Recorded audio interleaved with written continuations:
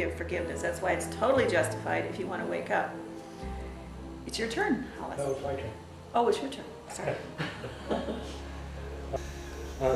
This understanding is the only change that lets the real world rise to take the place of dreams of terror.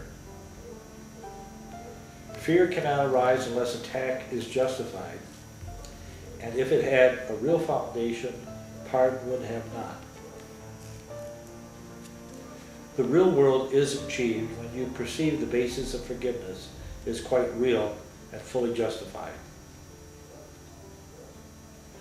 While you regard it as a gift unwarranted, it must uphold the guilt you would forgive. Unjustified forgiveness is attack. And this is all the world can ever give. It pardons sinners sometimes, but remains aware that they have sinned, and so they do not merit the forgiveness that it gives. That's like that idea, I'll forgive, but I won't forget. That is exactly that idea, isn't it? Now, isn't that true? See, he's talking about a different kind of forgiveness. That's why we need these instructions and this mind training, because this is not the kind of forgiveness the world gives. So this is not the kind of forgiveness we've been taught. Right. Because the world has a different understanding of forgiveness. They think they're forgiven real events. Well, I have a challenge with it because it's like we have to testify next week about events that happened over a period of like the last 10 years.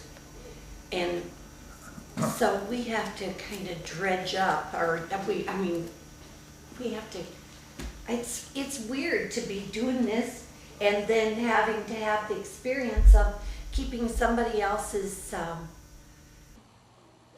Yeah, so the issue is your heart in anger?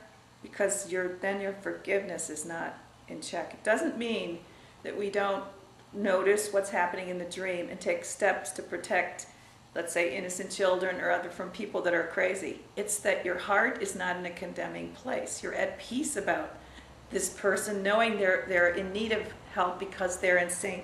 He said here, up here in the paragraph, that the forgiveness is a natural reaction. It's the second. It's sentence 7 in the paragraph above. But you are merely asked to see forgiveness as the natural reaction to distress that rests on error. Okay, so when other people are acting unkind and unloving, they're calling for help because their mind is in distress because of their errors in thinking. So now when you know that's what's going on, you can forgive them. They're justified. Your forgiveness is justified, but you also know they're still in error, so sometimes you have to take action, like you might have to take action. So that's the difference. Did I make that? We have to get our hearts right. Doesn't mean you don't protest when people are doing things in error. Jesus says that in the beginning of the Casey version. This is not turning the other cheek. Didn't mean you don't protest when people are acting crazy. You just don't condemn them in your heart as sinners deserving of some kind of punishment and attack. You're outside of the attack mode. Now you're a healer.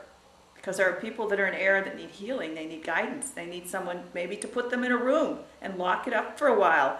I mean, because they're hurting everybody in themselves. They don't know what they're doing. But to do that with a loving, healing heart is different than to do it with a punishing heart. Do you know that, right? This forgiveness that we're practicing is about getting your heart right. And then you will be told to do things that lots of people would think was an unforgiving thing to do, but it really isn't. It's helpful. It's what needs to be done because the person is in error and they're in distress, so they're acting crazy. Well, you don't just let a crazy person go out and be crazy. You got to take care of them, but you don't do that in a condemning way. Do you understand the difference?